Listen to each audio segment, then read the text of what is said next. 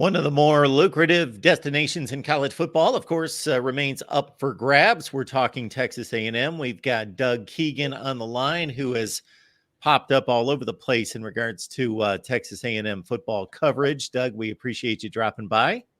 No problem. Thank you much. Happy to be here. All right. Yeah, so here we are with all sorts of names being thrown out. Anytime there's a coaching search of this magnitude, Urban Meyer gets thrown out there. Mike Elko, of course, did an outstanding job there at Texas A&M on the defensive side, and what he's doing at Duke, pretty remarkable. Lance Leopold at Kansas. We could go on through all sorts of names.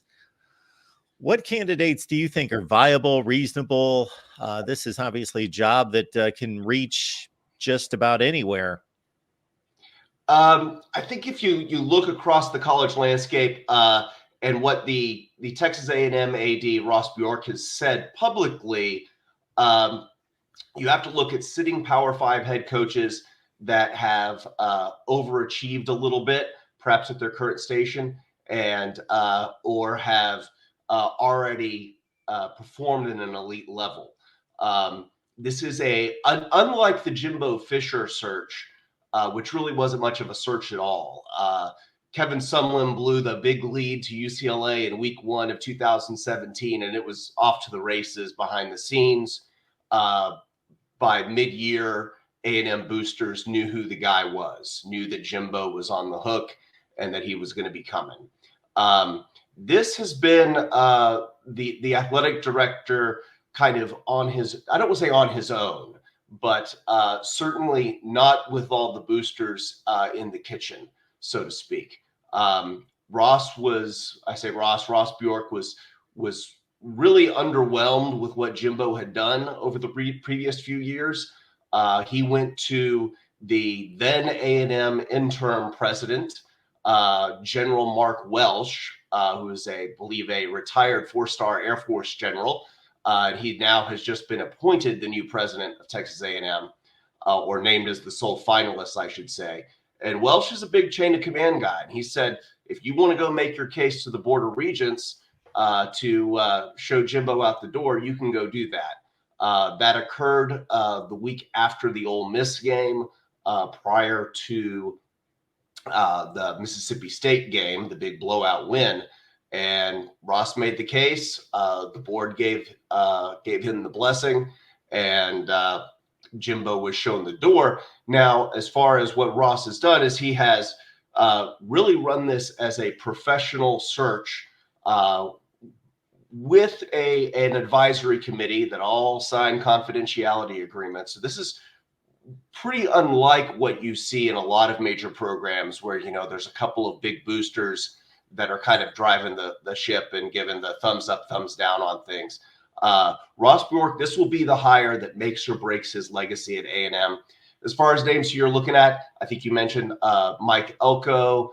You hear a lot of these names around out there. Elko, obviously, with his previous A&M ties. Lance Leopold has resurrected Kansas from the dead. Chris Kleiman at K-State has certainly followed the Bill Snyder mold there and done more with less. You look at Jed Fish at Arizona, what he's done as well. And then you're seeing some of the top playoff coaches that are in the running for the college football playoff. Mike DeBoer at Washington, his name's been bandied about. But again, we don't really know who the candidates are. Jeff Traylor at UTSA really wanted his name to be a candidate, really tried to put himself out there. But I think A&M's looking for some higher tier candidates, if I had to put my finger on it. But it's a lot of speculation right now. This is a very close to the vest search and a very thorough, broad search. Ross is really letting the candidates come to him. I think he might have been, I don't want to say surprised, but perhaps received more interest than he may have initially expected. And that's a testament to how the profile of the A&M job has changed really over the last decade. Since Johnny Manziel, since the renovation of the stadium, A&M spent $500 million in 2014 dollars to renovate the stadium. Dollars in 2023 are a little different than dollars in 2014. We spent $500 million. It's now at a level that's comparable to some NFL stadiums. We just spent $200 million on facilities. And then Jimbo has shown that, while he didn't get to where we wanted to be, you can bring in the top talent there, and that there is nothing at A&M that you need to win that you can't have here. And so that the profile and perception of the job, I think, has changed for the better. So I do have to give Jimbo some credit for that. I think that was a major step forward for A&M. Yeah, to your earlier point, it was an overriding thought among many that there is no way that they're going to pay this buyout. But it was always my thought, look at what the buyouts have been paid at places like Auburn, which I think had the second highest, Florida State, Wisconsin, other places. Well, if Auburn's at $38 million that they're paying off Gus Malzahn and Brian Harsin, that you convert that to Texas and Texas A&M money, there you go. Why wouldn't they pay off 76 or 77 million for Jimbo Fisher after 7 seasons? So that did not surprise me in any such way. But then again, the follow-up has to be, we have to impress some people. So you have to get the right guy, the guy that you believe can lead the program. But unfortunately, the politics also, in a sense, dictate that it has to be pleasing. You can't wait until, okay, 3 years later, see, we got the right guy, but the initial hire has to move some people as well. Yeah, I think we do need to have, commitment on the NIL front. I think it's a testament to, the strength of the program, and also to our interim head coach, Elijah Robinson, who is a top-notch recruiter, that we haven't had an avalanche of decommitments from our verbal commits prior to the early signing day. We haven't had an avalanche of players announcing they're going to be entering the portal or anything like that. Everything's pretty much stuck together. And Ross Bjork has made some statements that he'd like to see Elijah Robinson be retained. He had the associate head coach title. He coaches D-line as a position group, or did, prior to becoming an interim head coach. And he is an ace recruiter, and really kind of has his finger on the pulse of that locker room and on recruiting as well. In terms of, keeping everybody happy, I think as long as the roster stays intact, this is about as easy bake oven as it gets for a coach. This is not a rebuild at all. You have that number one recruiting class from 2 years ago is going to be entering their third year next year. There is no shortage of future NFL talent on this roster. And I think the commitment is there on the NIL front. And if Elijah Robinson hangs around, and he's another name that's possibly being considered for the permanent role, depending upon how the remainder of the season goes and how other interviews go. I think that's a testament to the level of interest that we're going to receive, or have received. Yeah, I think you make an important distinction, Doug, with the Texas A&M situation versus other programs that are primarily held up by a charismatic, magnetic, just first-line coach that's gone in and corrected things and upgraded the program. And that's not the case here. It's the infrastructure, facilities, the administration, all of it's in place. Yes. To show the recruits that, hey, this isn't going to change. This is a top-line SEC program with all sorts of resources and a rabid fan base. And all of that is in place, and so then you can trust that they'll make the right decision and get another first-rate coach in here. Sure, and I think that's the expectation. This isn't the school isn't up and moving to Tennessee. I grew up a Houston Oilers fan and dealt with programs like A&M is going to be right where it is.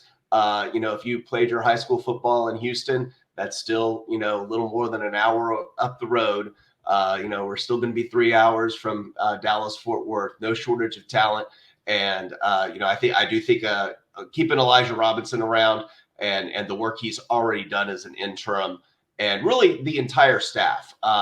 Jimbo's shortcoming was really on the stubborn X's and O's front on the offensive side of the ball, but he built his entire coaching staff around recruiting. And, the recruiting class rankings are a testament to that, whether, game day coaching, practice week coaching and development, that's probably where things fell short, especially on the offensive side of the ball. But, a testament to the current staff, they've kept our current recruiting class together and kept our current locker room together so far, knock on wood.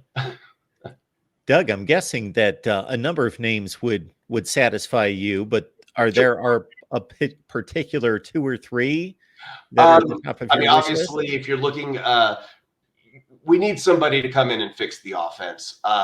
Jimbo is kind of like that professor you had in college you knew was an expert in the field, but wasn't the best teacher. He had a playbook that, if you believe some of his former players and former quarterbacks in particular, was more complex than what they see in the NFL. And I think that could work a decade ago in college football, when you would have players on campus for 3 to 4 years, a lot of roster stability. But you start having a lot of transfers, needing freshmen, sophomores to play a lot more. And then, of course, you're limited in the amount of practice time you can have. That creates a lot of barriers to running the offense at a level where Jimbo wanted to see it run at. And it's an offense that, if you're the analogy I like to say is, you're given 11 guys a calculus problem, if they don't all come up with the same answer, it's going to look like a train wreck. And that's kind of what we have seen the past few years. Now, when you get 11 future NFL starters and a Heisman quarterback like we had in 2013 Florida State, it looks like a virtuoso performance, like what you would expect.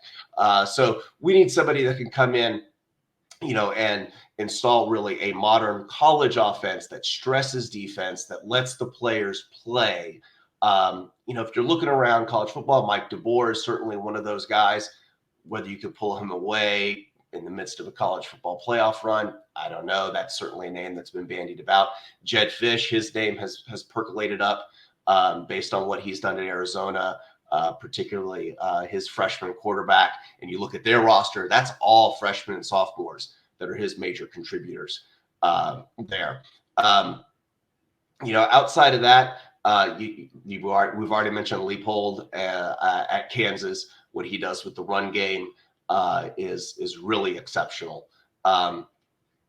But I think there may be some other candidates that Ross is talking to, that Athletic Director Bork is talking to, that we haven't heard. But certainly I'm kind of an analytics guy that's looking for somebody that's doing more with less, that's looking at point per drive differential. That's a big predictor as to whether you make the college football playoff. You've got to be, pretty much in the top 5 for point per drive differential, things like that. So I'm looking for somebody that can do that. The defense is at an elite level. It's at a college football playoff level. So not a lot needs to happen there. And I obviously a new coach gets to call the shots, but if you bring in an offensive-minded head coach, I don't think the fans would be upset if the defensive staff remained intact for the most part. DJ Durkin, outside of the Miami game, which was still a head-scratcher from a game plan standpoint, DJ Durkin has fielded a pretty top-notch defense this year. And, of course, Elijah Robinson, as a recruiter and associate head coach and defensive line coach, has worked wonders as well. So there are some pieces on the defensive side from a coaching staff standpoint that we'd certainly would be happy to see retained. Although, again, a new coach, if he's got his guy, they get to call the shots. That's part of being the head man. We got Doug Keegan here breaking down some Texas A&M football for us. Please like the video if you enjoy the content. Subscribe right here at the Voice of College Football. Doug, Texas A&M, LSU. Do Texas A&M people consider this a rivalry? How do they view this game? It's definitely a rivalry game. There's some bragging rights, particularly as you get down in the Houston, Baton Rouge corridor along I-10. Some of the older Ags back in the 80s and 90s. This was a season opener game or played in that first month of the season, and under the R.C. Slocum era, A&M kind of dominated that game to the point where LSU dropped the contract after the 95 game, which was dating myself my freshman year of college. But it is a rivalry game. There's a lot of bragging rights and, of course, recruiting stakes as well. Last year, that was sort of Connor Wigman's coming out party, and Devon A-Chain, who has, flashed tremendously in his rookie year with the Dolphins. He really showed out in that game as well. And that was a 38-17 drubbing last year, a real surprise upset. Now, this is on the road in Death Valley. I don't think A&M has won there since 1994. So that would be a nice surprise. You also have the incentive on the defensive side of the ball of perhaps ending somebody's Heisman campaign. With Jalen Daniels being the Heisman frontrunner. Now, that's going to be a challenge. The A&M secondary, if there is a weak spot in that defense, that's where it is. And we have been susceptible to explosive pass plays, and certainly containing Jalen on the ground is going to be a formidable challenge. On the offensive side, we are down to our third string quarterback, Jalen Anderson, and that's a little bit of a challenge. Offensively, you look at what Bobby Petrino did with Jalen in the Mississippi State game. He was essentially running the offense he had with his Heisman winner in 2016, and that a lot of run pass option type stuff. How much can get installed, and in a couple of weeks, how well the offensive line can play is really gonna determine how this game goes. Views of the rivalry, yes. Is it on the level of Texas? No. Yeah, and so that's got to be an exciting aspect of all of this as well, because when I look at Texas A&M, of course, we all miss that game being played each and every year, and Texas A&M jumps to the SEC in 2012, and it just seemed as though as soon as that decal went on the jersey, and certainly Kevin Sumlin, Johnny Manziel had something to do with it as well, that just the national just awareness of Texas A&M being a big brand just was heightened considerably. And then and so here we are 11 or 12 years later, these two are going to reunite, and Texas is coming to the conference. Yes. I think, you had a confluence of events, like you said, Johnny Manziel kind of raising the profile of the program. You start getting on those SEC on CBS games, getting that national television, and then certainly Texas having some missteps with the denouement of the Mac Brown era, and then Charlie Strong and Tom Herman not flourishing there. Now this year, Longhorns are obviously having a fantastic season, right in the thick of it for the college football playoff. And I think they'll certainly be in consideration for that fourth or fifth spot, depending on how things shake out. If they went out and end up winning the Big 12, so that certainly raises the stakes. You have a new coach coming in. A&M does get the honors of having that game at home at Kyle Field next year. The last game in the Big 12 era was also at Kyle Field, so I think this was something of an olive branch from the SEC to us that we get the first game. And a new coach, you want to talk about having some pressure on you, that's going to be one. Folks aren't going to be happy with your first year if you take an L at Kyle Field to Texas in that game.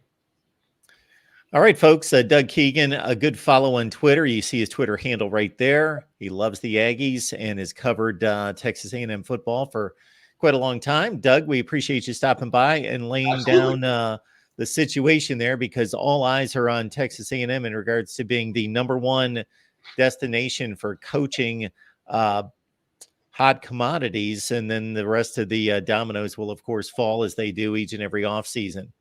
Yeah.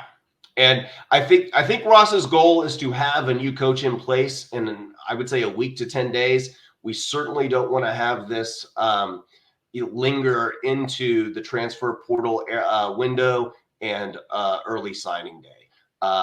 The whole timetable of how the big boys have to move has changed with those new variables in play on the calendar.